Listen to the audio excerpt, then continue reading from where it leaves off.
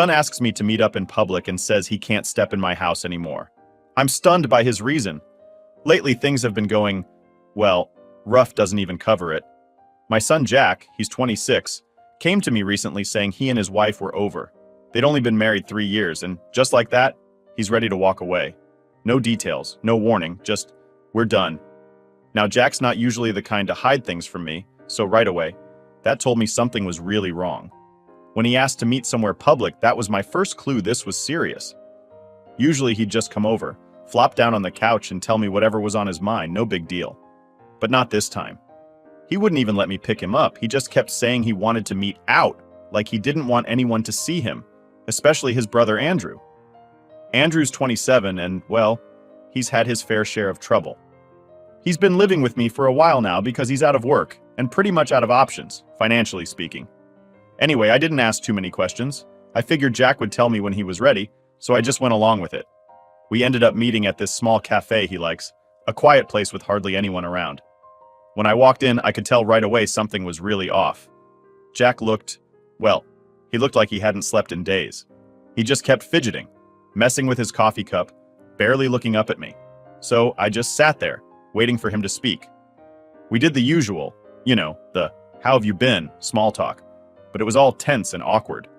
Jack was hardly even listening. I asked him if he wanted to talk about what was going on, and he just kind of sighed and looked away.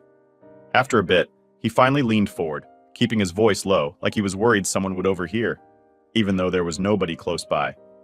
He started telling me about his wife, that things had been off with her for a while. He'd noticed she'd been distant, not just with him, but with everything. Didn't seem interested in their usual stuff, didn't really care about hanging out or going out with him like they used to. It was like she was in another world. Jack thought maybe it was just stress or something, like maybe she was going through her own thing and he didn't want to push her. He's always been the type to give people space. But then he said it got worse. She started staying out late, saying she was just with friends or running errands, stuff that didn't add up. Jack's not stupid. He knew something was up. He just didn't want to believe it. He didn't have any hard evidence, nothing concrete. And that's where it all got real fast. After a few weeks of this, Jack finally decided to check her phone. He's not the type to snoop, but at this point he was desperate. He said he almost didn't do it, almost just let it go. But then he thought, I deserve to know if something's going on. So he went through her messages, and there it was, clear as day. Messages from another man, saying things no married person should be saying to someone else. And the worst part? The guy wasn't just some guy. It was Andrew. I sat there just staring at him, completely stunned. I don't know if you've ever been hit with news so bad it makes your whole brain just shut down. But that's what happened. I couldn't think straight. I didn't know what to say, what to do. All I could manage was, "Are you sure?" And Jack just nodded, looking down at his coffee, his face completely blank. He didn't have to explain more. I could tell by the way he looked that it was true. Now, to say I was blindsided would be an understatement. I'd taken Andrew in because he was struggling. He'd lost his job a while back, didn't have much going for him, and I figured, all right, I'll help him get back on his feet. I never, in a million years, would have thought he'd do something like this to his own brother. I mean, who does that? Jack just kept looking at me, like he was waiting for me to say something, but what do you even say to that? After a long silence, he told me he didn't want me to do anything about it. Didn't want me to confront Andrew, didn't want any big family blow-up. He just wanted to walk away, get out of the marriage, and move on. He didn't want it to turn into some huge mess, which, honestly, I don't know if I could have kept from happening. I mean, this was his brother, living under my roof, and this is what he'd been up to, just sitting there, acting like everything was fine while he tore Jack's life apart. Jack didn't even seem angry, which was almost worse. He looked broken, just completely drained, like he didn't have it in him to even be mad. He said he didn't want me to go off on Andrew or kick him out. He just wanted to leave quietly and try to piece his life back together. I could tell he was serious about it, so I agreed for his sake to keep it between us. But inside, I was burning up. Andrew was my son too, and I'd done everything I could to help him, especially when he was down and out. And this is how he repays me? Repays his brother? I couldn't shake the anger. I felt like I'd been blindsided by my own family, and it made me question everything I'd done for Andrew. If I'd known he was capable of something like this, would I have ever let him into my house? Would I have helped him out at all? Jack finished his coffee and just kind of looked at me, waiting to see if I'd say something or react. But all I could do was sit there, staring at the table, trying to wrap my head around it. I finally told him, "All right, I won't say anything to him. If you want to keep it quiet, that's what we'll do." Jack seemed relieved, like he'd been holding his breath, just waiting for me to blow up or something. But the truth was, I didn't even have the energy to do that. I was just numb. He left a few minutes later, saying he'd be in touch, that he needed some time to figure things out. I watched him walk out, and I just sat there, alone with my coffee, replaying everything in my mind. It felt like my whole family had been ripped apart in one conversation, and I didn't know how to piece it back together. I went home later, trying to act like nothing had happened, but I could feel the tension building up in me, like a storm I couldn't control. All I kept thinking was, how could he do this to us? After hearing everything from Jack, I went home that night, just trying to keep it together. I'd promised him I wouldn't make a scene or go off on Andrew, but the second I walked through the door and saw his stuff lying around, I could feel my blood boiling. It's one thing to find out someone close to you is a liar or a cheat, but to have it be your own kid? And against his own brother? I felt like I didn't even know who was living under my roof. Andrew was out when I got home, which was probably a good thing because I honestly don't know if I could have kept my cool if I'd seen him right then. I spent the whole night stewing, just pacing around the house, replaying everything Jack had said. Every time I thought about Andrew and what he'd done, I felt this mix of anger and disappointment that I couldn't shake. The next morning, Andrew came back like nothing had happened. He walked in, threw his keys on the counter, and gave me this half-hearted, "Hey." I could barely look at him. Part of me wanted to grab him and shake him, demand to know what he'd been thinking. But I held it in, barely. Instead, I just asked him to sit down because we needed to talk. Right away, he looked nervous. I could tell he knew something was up, but I don't think he had a clue that I knew about him and Jack's wife. He sat down at the table, trying to act casual, like this was just some regular dad-son chat. I sat across from him, taking a deep breath, telling myself to stay calm. I looked him dead in the eye and said, "I talked to Jack." Right away, I saw his face change. It was like he knew the jig was up.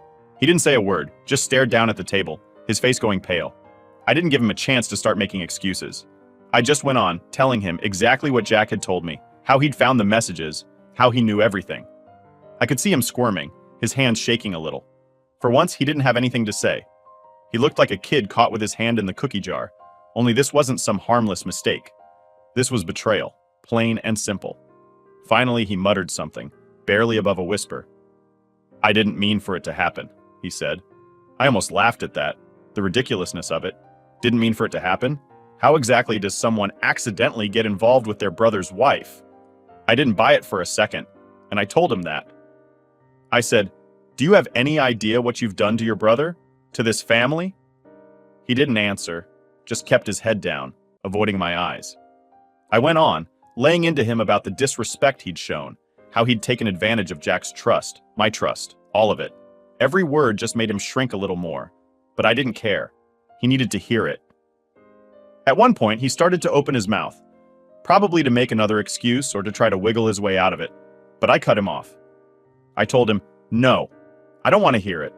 There's nothing you can say that's going to make this right. Nothing." He sat there silent, looking like he was finally grasping just how serious this was.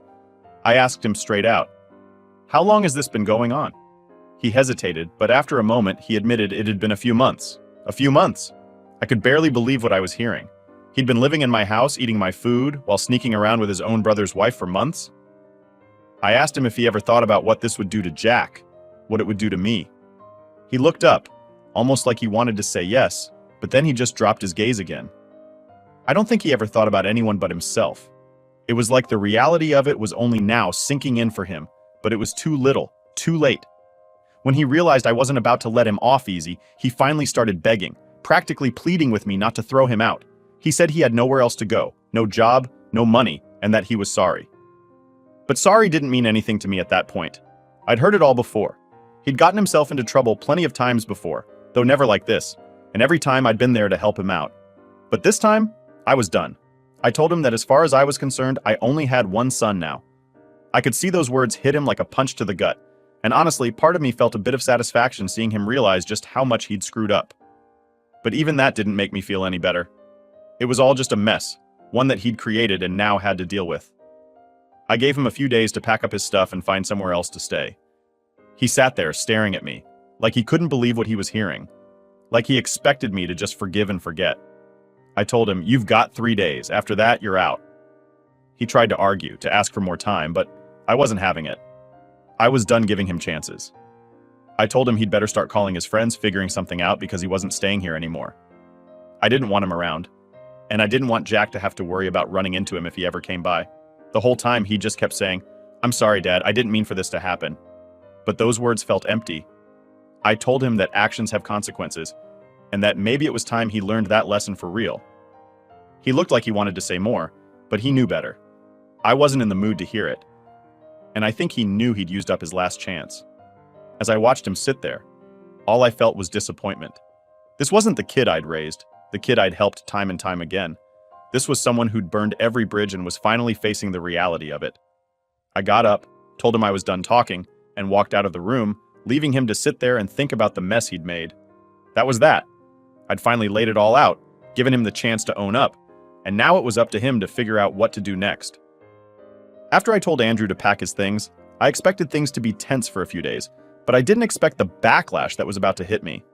The next day, I was trying to just go about my routine, ignore the mess of it all, when my phone started lighting up like a Christmas tree. Calls, messages, it was relentless. And it wasn't Andrew. It was my ex-wife's family, calling from halfway across the world, giving me a piece of their mind. Now, I don't talk to them often, so getting this many calls was weird right off the bat. I ignored the first couple, thinking they'd get the hint, but they just kept coming. Finally, I answered, and the second I said, "Hello?" it was like they were waiting to ambush me. My ex's sister started going off, not even giving me a second to speak. She was furious, saying I was being unforgiving and throwing my own son out on the street. According to her, I was picking sides and being a bad father for not helping Andrew in his time of need. I just sat there stunned, listening to her ramble on about how it was my job to be a peacemaker between my sons. Apparently, I was supposed to mediate this whole mess and force them to work it out, as if betrayal like this is something you can just sit down and solve over coffee. I didn't want to get into the details with her, so I just told her, "I'm doing what's best for my family." But that only made things worse. She went on and on about how Andrew was struggling, how he'd had a tough few years, and how I should be giving him support instead of abandoning him. The way she said it made me feel like I was a villain, like I was throwing him out over some small disagreement instead of what he'd actually done. After a while, I'd had enough. I told her, "Listen, he made his choice, and now he's dealing with the consequences. I'm not about to let Jack be disrespected like this. If you have a problem with that, take it up with Andrew." I could hear her gasp on the other end, clearly not expecting me to push back. But honestly, I didn't care at that point. I'd made my decision, and no amount of guilt tripping from my ex's family was going to change it. When I hung up, I thought that would be the end of it. I was wrong. Over the next few days, the calls kept coming from every angle. My ex-in-laws, my ex herself, even some family friends who had no business getting involved. Each one of them had their own version of how I was supposed to handle things, as if they were the ones dealing with the fallout. Then my ex-wife herself called, and that conversation was about as pleasant as stepping on a nail. She was furious, accusing me of tearing the family apart and punishing Andrew when he was already going through a rough patch. I tried to stay calm, explaining that this wasn't about punishment. It was about boundaries, respect, and standing by Jack after what Andrew had done to him. But she wouldn't hear it. She kept throwing around phrases like family loyalty and forgiveness, like it was all supposed to be that easy. I finally snapped and told her, "You're not here. You don't get to decide how I handle this. I'm the one dealing with the fallout, and I'm the one Jack's leaning on right now. I don't care how rough it is for Andrew. He brought this on himself." She tried to argue, but I cut her off. I wasn't about to let her or anyone else guilt me into changing my mind. The guilt trips kept coming, though, every day. They all seemed to think that Andrew was the real victim here, that I was choosing favorites by helping Jack and telling Andrew to leave. It was like they were completely blind to what he'd done. I kept wondering if they'd be singing the same tune if it had been their son getting betrayed by his own brother. I doubt it. But since it was Jack and not them, they figured I was just overreacting. By the end of the week, I was exhausted. I'd spent so much time defending my choice that I was starting to feel like the bad guy, even though deep down, I knew I wasn't. But it's hard to keep that perspective when everyone around you is saying you're wrong. The worst part was, Andrew didn't even try to defend himself. He knew what he did, and he was just letting everyone else fight his battles for him, as if he could sit back and wait for me to change my mind. Through all this, Jack was staying quiet. He was staying with a friend for the time being, not wanting to be around the family drama. I knew he appreciated what I was doing, but he also told me he didn't want me fighting battles on his behalf. He just wanted to move on, forget about it, and cut ties with Andrew entirely.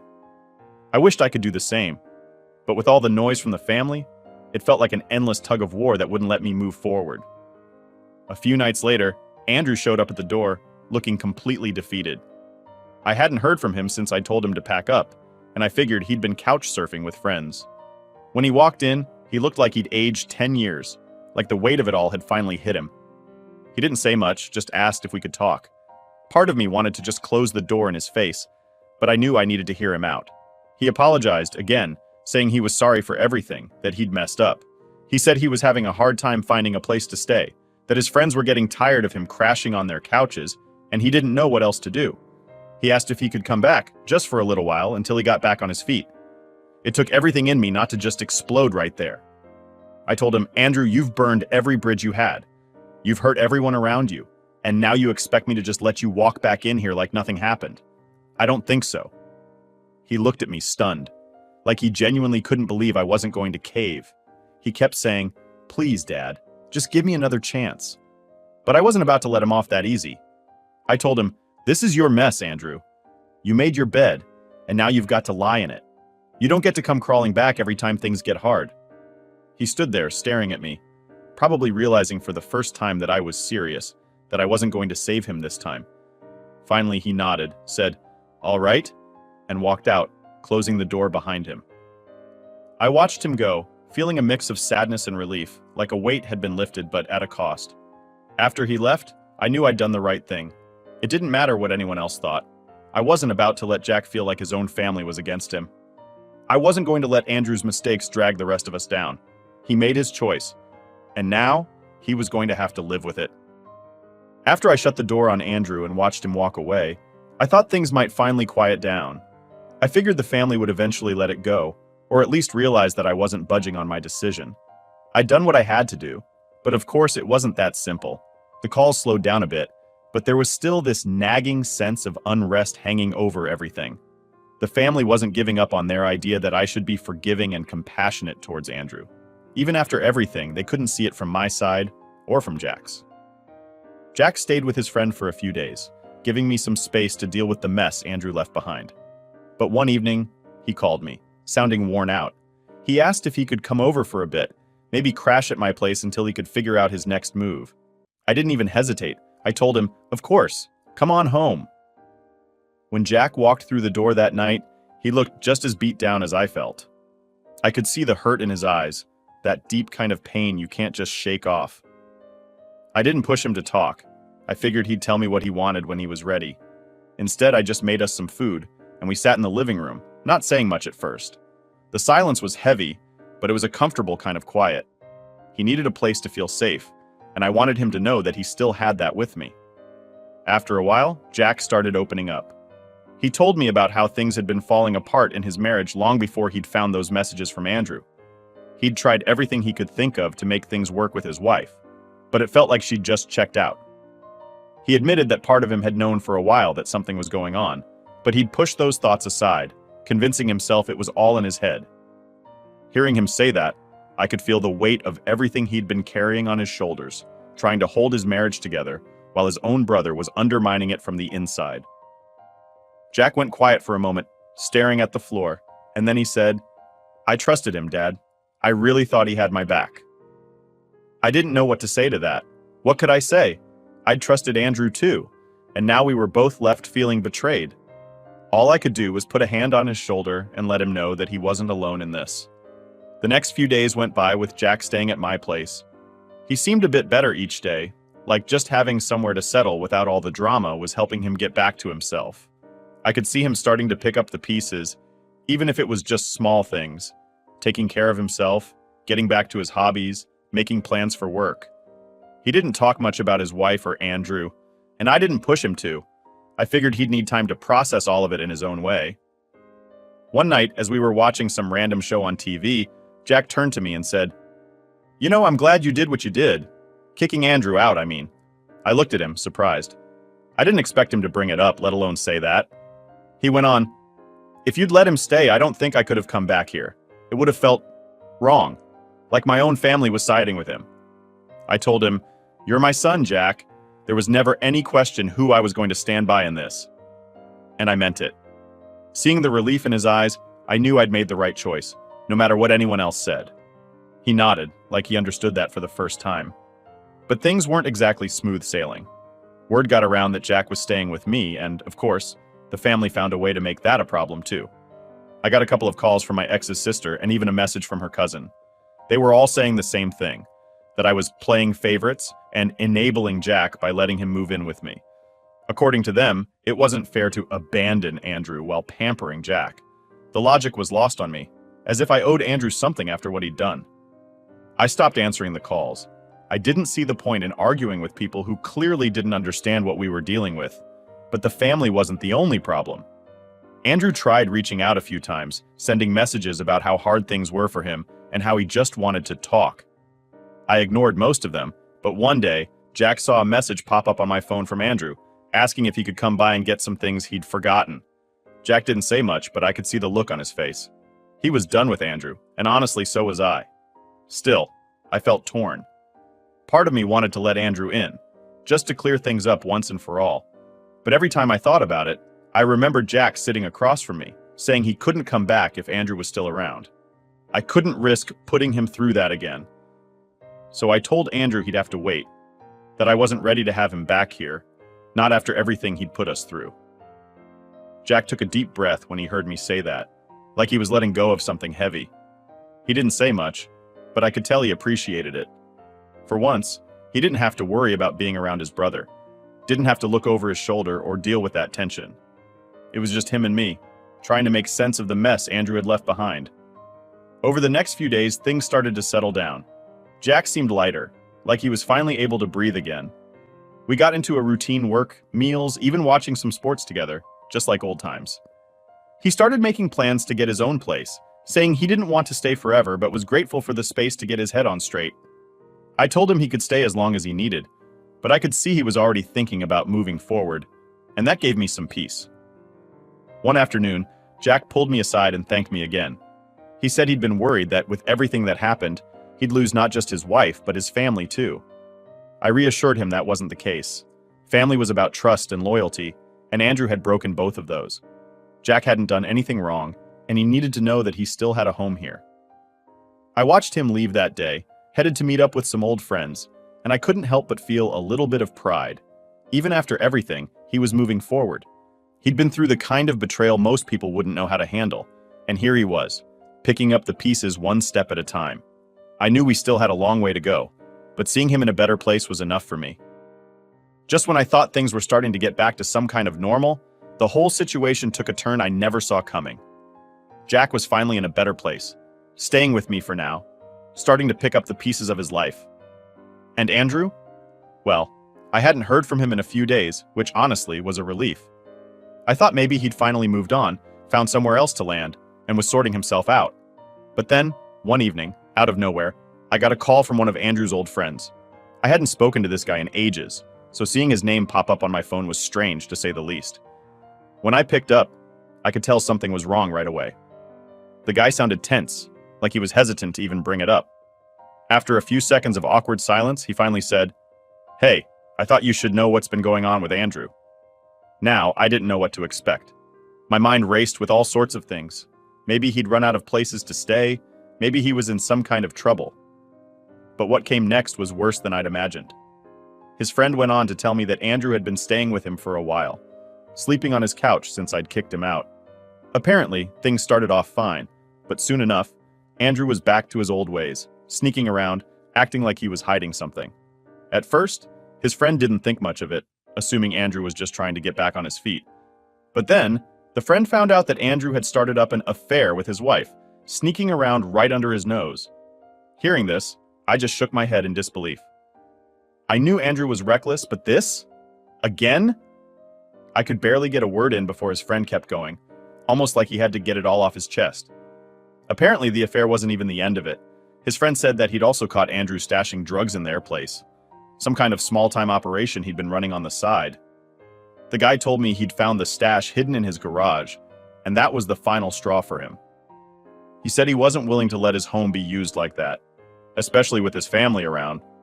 The next thing I know, his friend tells me he's reported Andrew to the police, not just for the drugs, but for everything else. "I'm done with him, man," he said. "I thought you should know, but I can't keep him here anymore. I'm not going to let him destroy my family too." Hearing that, I didn't even know what to feel. It was like a punch to the gut. Here I was, thinking maybe Andrew was sorting himself out, trying to find a way to move forward. But no, he'd gone and repeated the same mistakes, somehow finding new ways to mess things up. And this time, he wasn't just hurting his own family, he was wrecking someone else's too. I thanked his friend for letting me know, but honestly I was at a loss for words. After I hung up, I just sat there, staring at the wall, trying to process everything. I didn't want to believe it, but it was all too clear. Andrew wasn't learning from his mistakes. He was just dragging more people into his mess, pulling them down with him. That night, I got another call, this time from Andrew himself. The number was one I didn't recognize, and when I picked up, I heard his voice on the other end, sounding panicked. He barely got a hello out before he started begging me to help him. He told me he was in trouble, that he'd been arrested and needed bail money. He kept saying, "Please, Dad, you gotta help me," like he expected me to drop everything and rush to his rescue. I sat there listening to him, letting him say his piece. But I didn't feel sorry for him this time. All I could think about was everything he'd done, to Jack, to his friend, to me. He'd left a trail of chaos wherever he went, hurting everyone who tried to help him. And now he was asking me to step in and save him again? I'd reached my limit. After he finished talking, there was a long silence. Finally, I told him, "Andrew, I can't help you this time. You've made your choices, and now you've got to live with them." I could hear the shock in his voice, like he genuinely couldn't believe I was saying no. He tried pleading, saying he'd change, that he'd do things differently, but I wasn't buying it. I'd heard it all before. I told him, "You've hurt too many people, Andrew. You've crossed too many lines. I can't keep bailing you out of the messes you make." He went quiet on the other end, probably realizing that I meant it this time. He muttered something I couldn't quite make out, but it didn't matter. I was done. I hung up, and that was that. No more calls, no more pleas for help. I knew I'd done the right thing, even if it hurt to do it. As a father, there's only so much you can do before you have to let someone face the consequences of their actions. And Andrew? He'd been given chance after chance, and he'd blown every single one. Over the next few days, I filled Jack in on what had happened, keeping it simple and not getting into too many details. He listened quietly, nodding, but didn't seem surprised. I think part of him had already accepted that Andrew was on a path he couldn't follow. Jack told me he was grateful that I hadn't caved, that I'd finally drawn a line with Andrew. I think he needed to hear that someone was standing up for him, that his own family wouldn't keep forgiving the person who'd betrayed him. So now things are finally quiet. Jack's starting to make plans for the future, talking about finding a new place, maybe even getting back into dating eventually. He's got his life ahead of him, and he deserves a fresh start without Andrew's shadow hanging over him. And as for me, I'm at peace with my decision. I did everything I could for Andrew, gave him every chance, but in the end, he chose his own path. Maybe one day, he'll come to terms with everything he's done. Maybe he'll realize the damage he's caused and find a way to fix his life. But that's up to him now. I've done my part, and I'm moving forward just like Jack. And that's where things stand. I've got my son by my side, the one who's shown me what loyalty and family actually mean. And as hard as it was to let go of the other, I know it was the right thing to do.